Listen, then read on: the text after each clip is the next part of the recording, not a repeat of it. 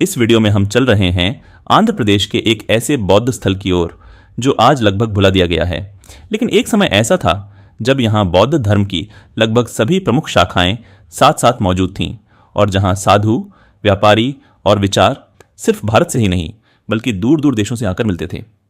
इस स्थान का नाम है सलिहुंडम।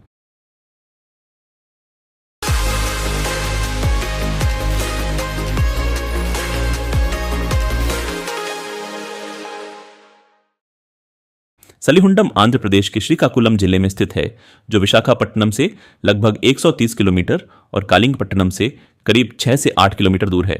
यह पूरा स्थल एक पहाड़ी पर बसा हुआ है जो वंशधारा नदी को ऊपर से देखता है और समुद्र यानी बंगाल की खाड़ी भी यहाँ से ज्यादा दूर नहीं है।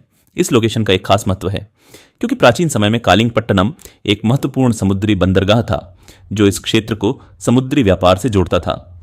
आंध्र के ज्यादातर बौद्ध स्थल जहाँ समतल जमीन पर बने हैं, वहीं सलिहुंडम पूरी तरह अलग है। यह स्थल पहाड़ी की छोटी और उसकी ढलानों पर फैला हुआ है।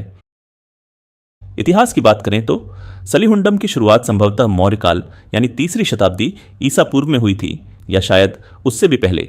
इसके बाद सातवाहन काल में यह अपने चरम पर पहुंचा जब आंध्र क्षेत्र में बौद्ध धर्म तेजी से फैल रहा था। लगभग 2री शताब्दी ईसा पूर्व से लेकर 7वीं-8वीं शताब्दी ईस्वी तक यह एक सक्रिय बौद्ध केंद्र बना रहा और इसकी सबसे खास बात यह है यहाँ बौद्ध धर्म का पूरा विकास एक ही जगह देखने को मिलता है। शुरुआत हुई थेरवाद हीनयान से, फिर यहाँ महायान दर्शन का प्रभाव आया और अंत में यह वज्रयान यानी तांत्रिक बौद्ध धर्म का केंद्र बन गया। भारत में बहुत कम ऐसे स्थल हैं जहां बौद्ध धर्म का यह पूरा विकास एक साथ दिखता है। सबसे ऊपर आपको एक मुख्य स्तूप चैत्य मिलता है।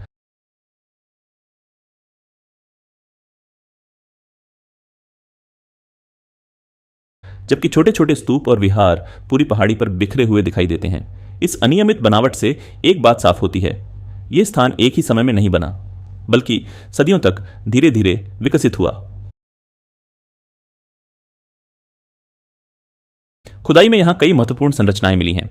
अलग अलग प्रकार के स्तूप, गोलाकार गर्भगृह वाले चैत्य हॉल, साधुओं के रहने के लिए विहार और ईंटों से बने कई प्लेटफॉर्म और ढांचे।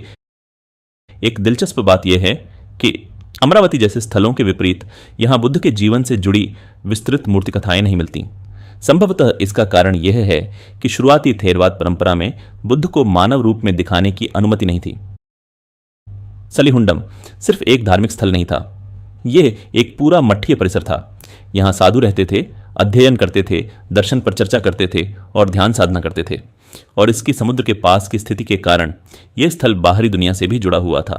खुदाई में ऐसे प्रमाण मिले हैं जो विदेशी संपर्क, यहां तक कि भूमध्य सागरीय क्षेत्रों से संबंध की ओर इशारा करते हैं।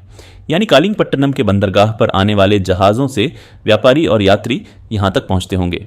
इस तरह सलिहुंडम एक प्राचीन वैश्विक नेटवर्क का हिस्सा था। पुरातत्वविदों को यहां से कई महत्वपूर्ण चीजें भी मिली हैं। ब्राह्मी लिपि वाले अंकित मृदभांड, रिलिक कास्केट्स और बौद्ध देवी देवताओं की मूर्तियां जैसे तारा, अवलोकितेश्वर, मंजूश्री। साथ ही यहां से एक दुर्लभ मूर्ति भी मिली है, मारीची, जो 100 बौद्ध देवी मानी जाती हैं। ये सभी खोजें बताती हैं कि समय के साथ यहाँ बौद्ध धर्म साधारण रूप से विकसित होकर एक जटिल और समृद्ध तांत्रिक रूप में बदल गया। लेकिन 7वीं से 8वीं शताब्दी तक आते आते सलिहुंडम का पतन शुरू हो गया। इसके पीछे कई कारण हो सकते हैं। पूर्वी भारत में बौद्ध धर्म का धीरे धीरे कम होना, समुद्री व्यापार मार्गों का बदलना और अन्य धार्मिक परंपराओं का उदय। धीरे धीरे यह स्थल खाली हो गया और समय के साथ इसकी कहानी भी खो गई।